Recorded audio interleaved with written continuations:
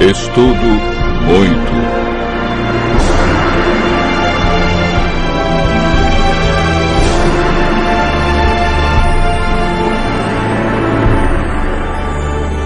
O milênio.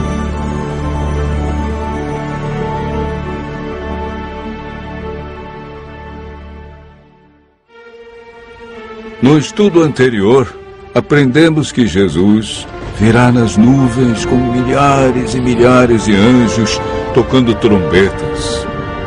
A Bíblia diz que ele vem de maneira visível, literal, e que todo olho o verá. Aprendemos que por ocasião da volta de Jesus, haverá 4 classes de pessoas na terra. A primeira é composta pelos justos mortos, que farão parte da primeira ressurreição. A segunda classe é dos justos vivos, que serão transformados e levados para o céu juntamente com os ressuscitados. A terceira classe é formada pelos ímpios mortos, que permanecerão na sepultura. A quarta classe é a dos ímpios vivos, que serão mortos pelo resplendor da glória de Cristo.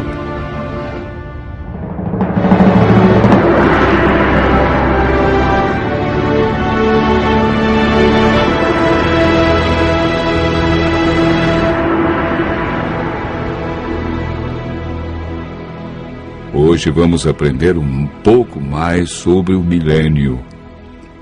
A palavra milênio não existe na Bíblia, mas ela significa um período de 1000 anos e aparece 6 vezes em Apocalipse, capítulo 20, versos 1 a 10, referindo-se ao período entre a primeira e a segunda ressurreição. Sabemos que durante esse período, os justos estarão com Cristo no céu. O que eles estarão realizando? Como ficará a terra durante os 1000 anos?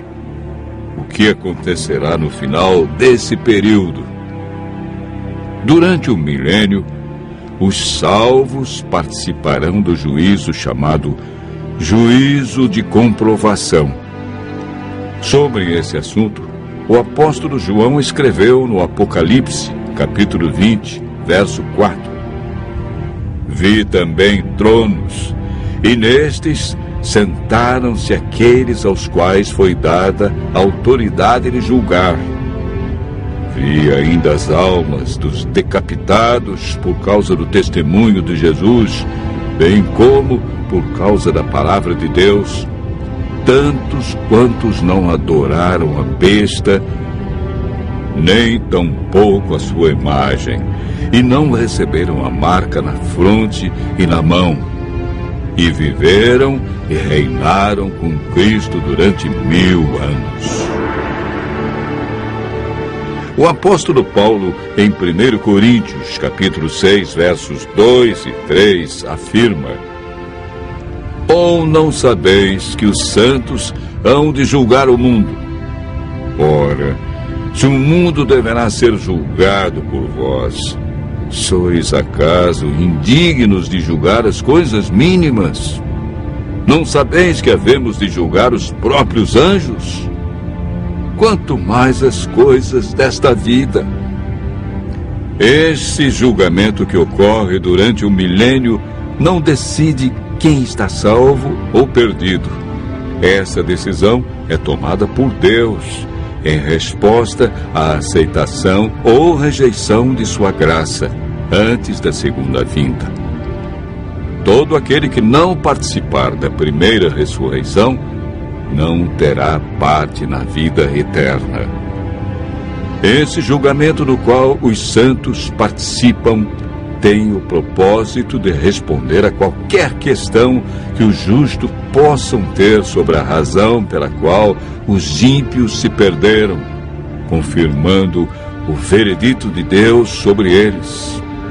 Enquanto isso ocorre no céu, qual é o cenário aqui na terra? O profeta Jeremias, no capítulo 4, versos 23 a 26, e capítulo 25, verso 33, responde da seguinte maneira: olhei para a terra, e ei-la sem forma e vazia, para os céus, e não tinham luz. Olhei para os montes, e eis que tremiam, e todos os outeiros estremeciam. Olhei, e eis que não havia homem nenhum, e todas as aves dos céus haviam fugido. Olhei ainda, e eis que a terra fértil era um deserto, e todas as suas cidades estavam derribadas diante do Senhor, diante do furor da sua ira. Os que o Senhor entregar à morte naquele dia se estenderão de uma a outra extremidade da terra. Não serão pranteados, nem recolhidos, nem sepultados. Serão como esterco sobre a face da terra. O milênio é o período em que se cumpre esta profecia, quando a terra ficará sem forma e vazia como um deserto, como um abismo. Não haverá pessoa viva e as cidades estarão todas destruídas diante da vinda de Cristo. A terra ficará cheia de mortos, sem haver quem os sepulte. Estas circunstâncias são as cadeias que prendem Satanás a esta terra, contemplando o resultado da sua obra de morte e destruição, conforme descrito por João em Apocalipse 20, versos 1 a 3. Então vi descer do céu um anjo. Tinha na mão a chave do abismo e uma grande corrente. Ele segurou o dragão, a antiga serpente, que é o diabo, Satanás, e o prendeu por 1000 anos. Fechou e pôs selo sobre ele, para que não mais enganasse as nações, até se completarem os 1000 anos. Depois disto, é necessário que ele seja solto pouco tempo. Após os 1000 anos, ocorre a segunda ressurreição. Farão parte desta ressurreição todos que rejeitaram a Cristo, sua lei e seu plano de salvação. Apocalipse capítulo 20, verso 5, afirma: os restantes dos mortos não reviveram até que se completassem os 1000 anos. Esta é a primeira ressurreição. Eis agora o grande drama do Apocalipse. Acabaram-se os 1000 anos. Deus ressuscita todos que o rejeitaram e, consequentemente, Satanás é solto de sua prisão.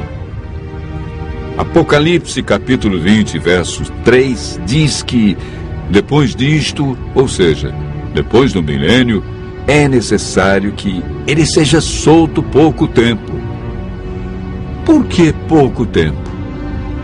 Porque Satanás realizará a sua última obra de engano na terra, preparando um grande exército, tão numeroso que a Bíblia diz que será como a areia do mar, para atacar a cidade santa, a nova Jerusalém, que João viu descer do céu.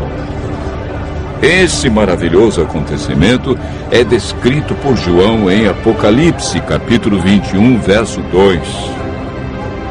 Vi também a cidade santa, a nova Jerusalém, que descia do céu, da parte de Deus, ataviada como noiva adornada para o seu esposo. Enquanto isso, Satanás reúne seu grande exército. Ele tem milhões de pessoas que foram ressuscitadas na segunda ressurreição. Apocalipse capítulo 20, verso 9 diz: marcharam então pela superfície da terra e sitiaram o acampamento dos santos e a cidade querida.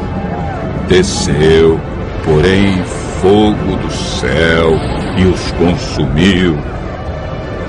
O fogo que destruirá Satanás e os ímpios purificará a terra da poluição do pecado. Deus banirá para sempre a tristeza, a dor e a morte.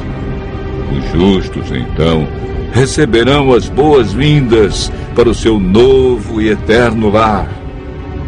Nunca mais pecado, e nem pecadores, dor, sofrimento ou morte. Continue ouvindo a voz de Deus e se preparando para um novo céu e nova terra,